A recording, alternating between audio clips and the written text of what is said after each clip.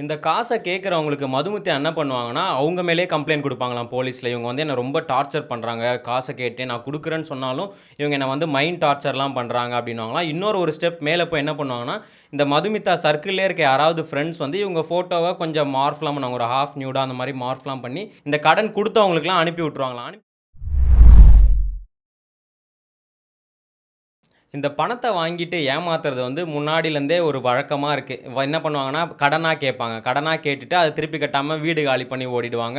இன்னொருத்தர் என்னன்னா, இந்த கைமாத்தா கேட்பாங்க. ஒரு 10,000 மட்டும் குடு, நாளைக்கு திருப்பி குடுத்துறேன் அப்டின்ட்டு தராமலே இருப்பாங்க. இல்ல ஏமாத்திட்டு போயிடுவாங்க. இன்னொருத்தவங்க வந்து இந்த பொருள் வச்சு ஏமாத்துறது இந்த மாரிலாம் இருக்கும். இப்ப பார்த்தோன்னா, கரண்ட் ட்ரெண்டுக்கு ஏத்த மாரி ஏமாத்த ஆரம்பிச்சுட்டாங்க. என்னன்னா, இந்த கோவையில பார்த்தோன்னா, ஒரு பொண்ணு இருந்திருக்காங்க. மதுமிதான்னு அவங்களுக்கு ஒரு 33 வயசு. அவங்க என்ன பண்ணாங்கன்னா, இந்த ஃப்ரெண்ட்ஸ், இந்த ஆன்லைன் ஃப்ரெண்ட்ஸ், இந்த ஃப்ரெண்ட்ஸோட ஃப்ரெண்ட்ஸ் அவங்க கிட்டலாம் இந்த மாரி பேசி அவங்க என்ன பண்ணாங்கன்னா, இந்த மாரி நான் ஸ்டாக் மார்க்கெட்ல வந்து இன்வெஸ்ட் பண்ண போறேன். நீங்க எனக்கு காசு குடுத்தீங்கன்னா, நான் உங்களுக்கு 20% ரிட்டர்ன் குடுக்குறேன்.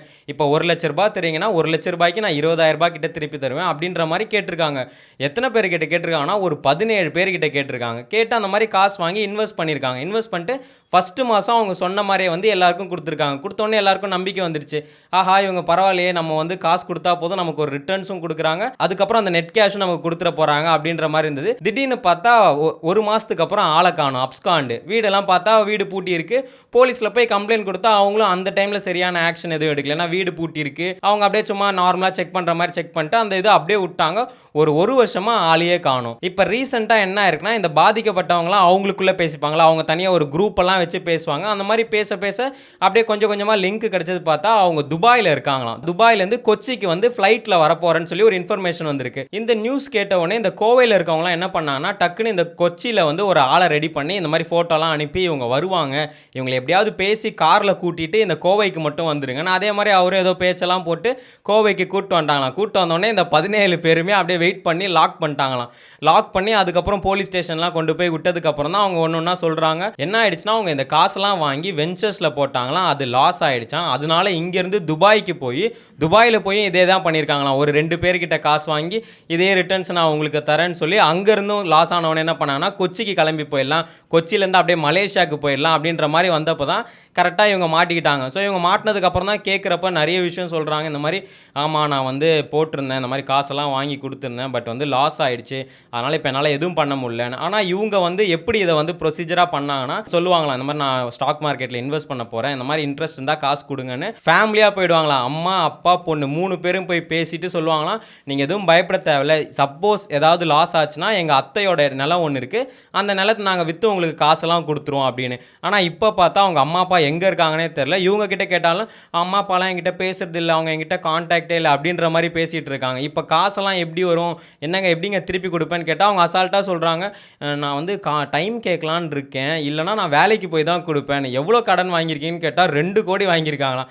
ஆமா, நீ 2 கோடியை எப்போ நீ வேலைக்கு போயிட்டு திரும்பி கொடுக்க போகிறாங்கன்னு தெரில. இந்த காசை கேட்குறவங்களுக்கு மதுமிதா என்ன பண்ணுவாங்கன்னா, அவங்க மேலேயே கம்ப்ளைண்ட் கொடுப்பாங்களாம் போலீஸில். இவங்க வந்து என்ன ரொம்ப டார்ச்சர் பண்ணுறாங்க, காசை கேட்டு நான் கொடுக்குறேன்னு சொன்னாலும் இவங்க என்ன வந்து மைண்ட் டார்ச்சர்லாம் பண்ணுறாங்க அப்படின்வாங்களாம். இன்னொரு ஒரு ஸ்டெப் மேலே போய் என்ன பண்ணுவாங்கன்னா, இந்த மதுமிதா சர்க்கிள்லே இருக்க யாராவது ஃப்ரெண்ட்ஸ் வந்து இவங்க ஃபோட்டோவை கொஞ்சம் மார்ஃப்லாம் பண்ணுவாங்க. ஒரு ஹாஃப் நியூடா அந்த மாதிரி மார்ஃப்லாம் பண்ணி இந்த கடன் கொடுத்தவங்களுக்குலாம் அனுப்பி விட்ருவாங்களாம். அனுப்பி விட்டோடனே நம்ம என்ன பண்ணுவோம், என்னங்க உங்களை பற்றி இந்த மாதிரிலாம் மெசேஜ் வந்திருக்கு, நம்ம ஃபார்வர்ட் பண்ணுவோம்ல அவங்களுக்கு. அவங்களும் என்ன பண்ணுவாங்கன்னா, டக்குன்னு அதை ஸ்க்ரீன்ஷாட் எடுத்து போலீஸ்கிட்ட போய் கம்ப்ளைண்ட் கொடுப்பாங்களாம். இவங்க என்னோட பிக்சரை வந்து இந்த மாதிரிலாம் தப்பாக யூஸ் பண்ணுறாங்க அப்படின்ற மாதிரிலாம் கம்ப்ளைண்ட் கொடுத்துட்டு இருப்பாங்களாம். இந்த மாதிரி இப்போ ஈஸியாக ஏமாற்ற ஆரம்பிச்சிட்டாங்க. முன்னாடிலாம் மக்கள் வந்து எப்படியாவது கஷ்டப்பட்டு சம்பாதிச்சு பெரிய ஆள் ஆயிடணும். ஆனால் இப்போ மக்களுக்கு அப்படி இல்லை. யாரோ ஒருத்தங்க பண்ணி நமக்கு காசு கொடுத்தா போதும் அப்படின்றது. இப்போ எல்லாருக்குமே அந்த பணக்காரன்றாவது வந்து நிறைய பேர் வந்து டக்குன்னு ஆகிறனால சரி நம்மளும் எப்படியாவது ஒரு ஷார்ட்கட்டில் போயிடலான்றனால ஈஸியாக போய் ஏமாந்துடுறாங்க. இது வந்து இப்போ மட்டும் இல்லை, ரொம்ப நாளாக ஃபாலோ ஆகிட்டு இருக்குது. அதுவும் இல்லாமல் இப்போ இந்த ஸ்டாக் மார்க்கெட் இந்த மாதிரி ட்ரேடிங்கை வச்சு ஈஸியாக மக்களை ஏமாத்திடுறாங்க. இப்போ ரீசெண்டாக கூட இந்த இன்ஃப்ளூயன்சர்ஸ்லாம் என்ன பண்ணுறாங்கன்னா, அந்த ப்ரொமோஷனுக்காக இந்த மாதிரி நான் வந்து ஃபோரெக்ஸில் பண்ணுறேன், எனக்கு வந்து ரிட்டர்ன்ஸ் நிறைய கிடைக்குது, நீங்களும் பண்ணுங்க அப்படின்னு அந்த ஆப்பை பற்றி அவங்களுக்கு ஒரு சின்ன இன்ஃபர்மேஷனும் இருக்காது, அது வெரிஃபைடானும் பார்க்க மாட்டேங்கிறாங்க. இவங்க பாட்டுன்னு சொல்லி விட்றாங்க. அதே மாதிரி தான் இந்த அமலா ஷாஜியோட ஃபாலோவர் ஒருத்தரும் காசெல்லாம் கொடுத்து இந்த மாதிரி அவங்க போட்ட போஸ்ட்டை நம்பி காசெல்லாம் கொடுத்து அவரும் வரும்னு வெயிட் பண்ணியிருந்தா அதுக்கப்புறம் தான் தெரியுது அவர் ஏமாந்துருக்காருனே. அவருக்கு ஒரு 1 லட்சம் போட்டதுக்கு அப்புறம் தான் தெரியுது. ஸோ இப்போ மக்கள் இந்த மாதிரி ஈஸியாக ஏமாற்ற ஆரம்பிச்சிட்டாங்க. அதெல்லாம் ஒரு மிகப்பெரிய ஃப்ராடு.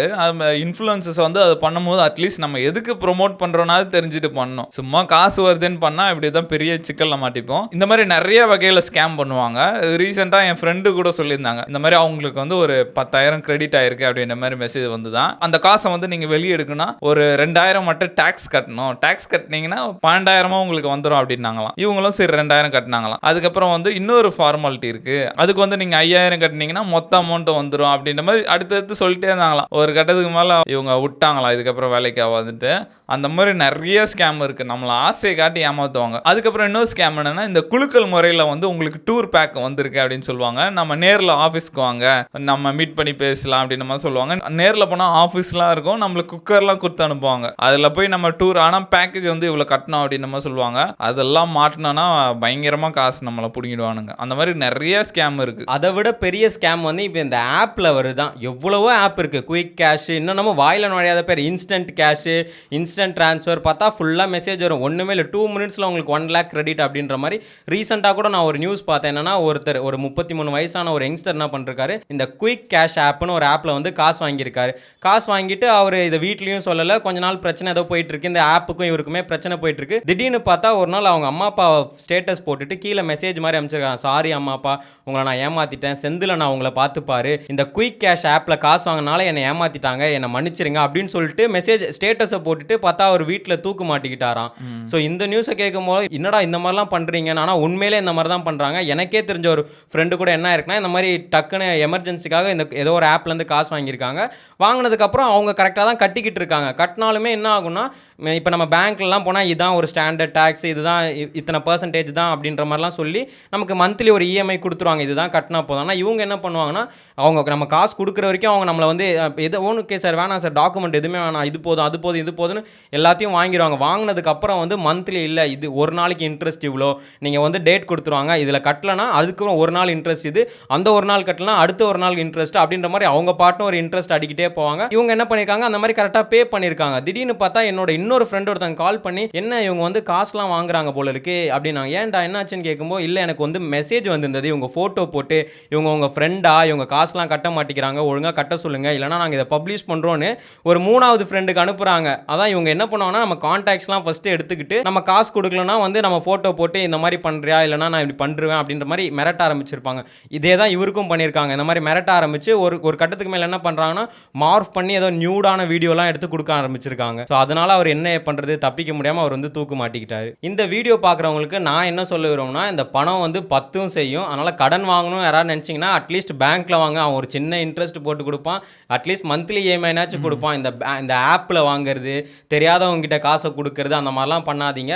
ஏன்னா எதுவுமே சேஃப் இல்லை இங்கே. அதுதான் இப்போ நம்மளுக்கு சீக்கிரமாக காசு கிடச்சிருது, ஈஸியாக காசு கிடச்சிருதுன்னு போய் தப்பான வழியில் மாட்டிக்கிட்டோம்னா அதுலேருந்து வர்றதே ரொம்ப கஷ்டமாயிடும்.